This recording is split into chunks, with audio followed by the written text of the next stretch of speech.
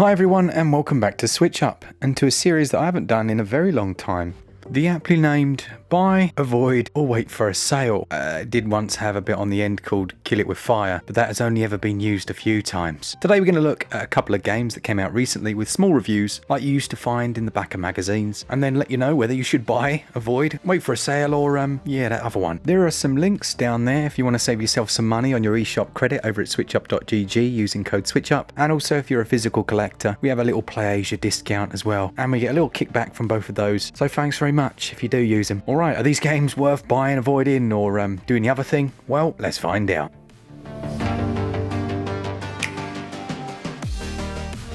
Let's start off then with Koa and the Five Pirates, which comes from Chibig, but I believe was worked on by another developer. You might remember my review of Summer in Mara, which was more of an RPG with some sim-life elements, where you ran your island and then went out on fetch quest style errands, and I didn't really like it. Now this is actually an old school 3D adventure platformer, and my opinion is quite different to that previous game. On the one hand, you have the island of Qualis, which has been taken over by pirates, and you essentially have to go around the other islands and sometimes help them out and gradually solve the issue. Now right off the bat, this formula works much better than the previous game. You simply sail your boat to the next island you need to go to, and then you have that old school but very well crafted platforming section. You can sprint around, and when you jump, if you press the button again just before you land, you'll perform a roll which will speed you up massively, and then pressing jump again, well, it will remind you a little bit of a certain wahoo! It's just a nice fluid control system, and when you combine that with the fact that this runs at 60 frames per second,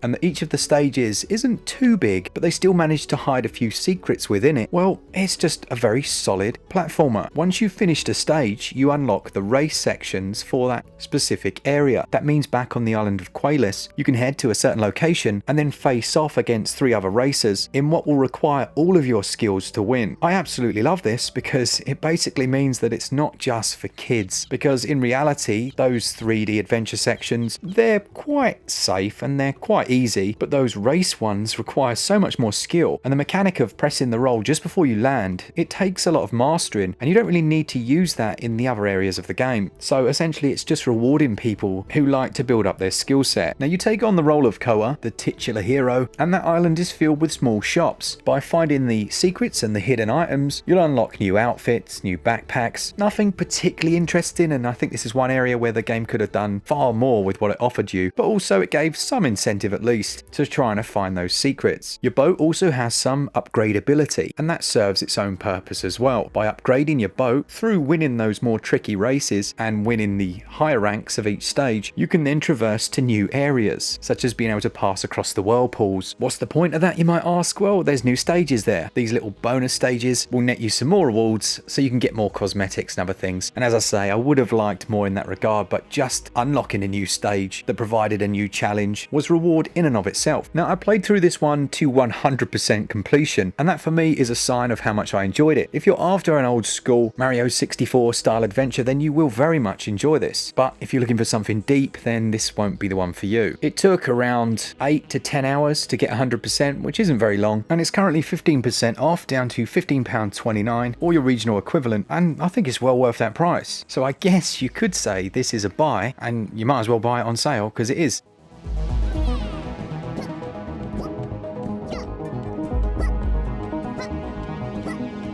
The Entropy Centre is a first-person puzzle adventure where the main protagonist wakes up in the titular Entropy Centre. Now what exactly is that? Well, it's a place where you have to perform puzzles for the purpose of stopping an extinction level event that's going to explode the Earth. What on earth are you talking about, Mark? How can those two things possibly be linked? Well, the Entropy Centre is able to channel the energy you create and essentially rewind time. I know, don't worry. It'll all make sense. Now, if you've played the Portal series, then you're going to feel right at home here. You'll essentially enter an enclosed space. This will have a physics, movement, or environmental puzzle that you'll need to solve, and that in and of itself will use that rewind mechanic. The objects you move around, very much like Tears of the Kingdom, can be rewound. It's funny because before Tears of the Kingdom, I'd have been super impressed with how this works, but after it, it does feel a little bit clunky. Sometimes it glitches out, but for the most part, it works well enough. And those puzzles are actually actually very clever, but as I say, post Tears of the Kingdom, it doesn't perhaps shine as much as it would have done. To perform that miraculous feat, you'll have this gun in your hands, which can also grasp objects and send them flying in a direction that you choose, and you'll find small computer screens with a little more exposition and information about what on earth is going on, and the writing is definitely one of the strong points. It certainly has that sardonic, Portal-esque feel to it. There's also good voice acting, and it runs well enough on Switch, although you know what I'm going to say,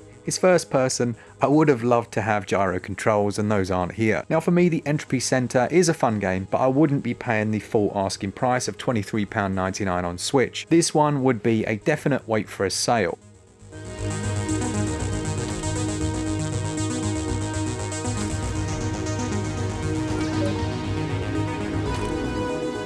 For those of you of a delicate disposition, you might want to look away from this one. Now, Die After Sunset came out on Switch last week. It's a third-person roguelite that does remind me a little of Risk of Rain 2, which I absolutely love, and which saw a number of patches on the Nintendo Switch. But straight away, I have to say, the current build of Die After Sunset should not be purchased by absolutely anyone. Now, as you can see, it looks like it's running at 30 frames per second, at least in the starting areas, but that doesn't last long. As soon as you hit any large area with many enemies, that frame rate comes tumbling down. That's not the worst of it though. The biggest issue, and something I've not seen before, is the camera. The camera is completely broken. As you move the right analog stick to adjust that camera, rather than a smooth motion, it moves in steps. If you've ever played a PC game with a controller and it's not designed for controller, it's something you might see over there, so I don't know if something similar has happened here, but it's appalling. You can't aim at all, and adjusting the sensitivities doesn't change it because there's no nuance, there's no granularity. The movement just stutters around, and it makes aiming borderline impossible. On top of that, we've got text size which is much too small and no option to change it, and load times that are a little bit too long. I think it's a real shame because I don't actually mind the visual style. In fact, I think it looks quite nice and I can see the potential here. The next question that I asked myself was, does it have gyroscopic controls? No, it doesn't. Let's be real, if the performance isn't at least 30 locked, then gyro doesn't really work. But right now, I think that's kind of the least of Die After Sunset's worries. They need to get these things fixed pretty sharpish, and in many ways, that's why I've made a video, because I really enjoy the game, or at least I would if I could. I can kind of tell from what I've played so far. Now, as for that gameplay and story, it features April, who finds herself fighting against hordes of aliens, and then when she's just about to peg it, she gets teleported back to her flat, where she finds a talking artifact who explains, I think probably more for my sake than anyone else's, that the Merkors, the aliens, have been manipulating moments in history to their advantage, so they're essentially indestructible, and the only way to defeat them is if you go to several locations in space and time and fight them. Now, that apartment is actually a hub area of sorts. Inside it, you've got a shop, a start section to go out on your runs, and a quests tab, which is essentially just a list of possible achievements that will then go to unlock further items. Now, as far as meta progression goes, well, the shop acts in that way. It allows you to spend the game's in-game currency, improving anything from your health to your start shields.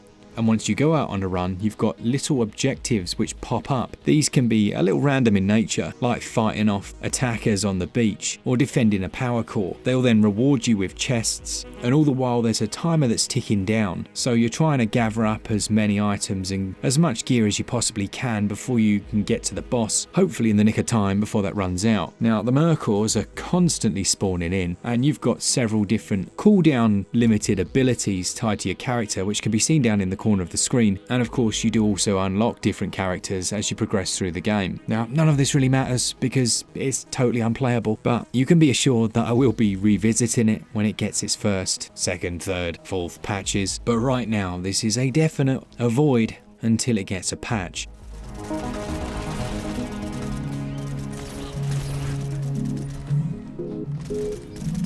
Finally then, we have Tiny Thor. Now, yep, we did a sponsored video of this one about a week ago, but it definitely deserves its own review. Now, visually, this reminded us of Owlboy, a lovely looking game, but as far as the gameplay, it felt more like Celeste, then mashed up with a few other popular releases and given a flavour all of its own. On the one hand, it's quite straightforward. You're moving left to right around the levels, you can throw Mjolnir, the hammer, and you'll use that to solve some pretty basic puzzles. But on the other hand, that platforming is super precise. It also gets very very tricky, and a bit like the B-side of Celeste, your skills are constantly challenged, and I loved it. There are also some permanent character upgrades, ones to make survival a little bit easier, and it really was quite nice to be playing something that was fully handcrafted. If you aren't someone that likes difficulty though, and I know that sounds ridiculous, but if you aren't, then initially you might struggle with this, but having said that, the developers are actually releasing an update that's going to add in a ton of accessibility options that are already in the Switch, that are already in the Steam version. There are also some trial stages that are much more difficult, and they'll require the use of the diamonds you collect, and they kind of reminded me of that horrible area in Hollow Knight. You know the one, and it just takes every last ounce of skill and patience, because you'll die a ton of times, but when you get it, there's just nothing quite like it. Now for me, I think this is a great game, and if you're a physical collector, you'll be glad to hear that Strictly Limited Games actually have a version of it coming up, so maybe keep your eye out for that one. But at the price that you can see on the screen, I think it's worth it, definitely if you're a fan of this genre, and yeah, I don't think you'll be disappointed.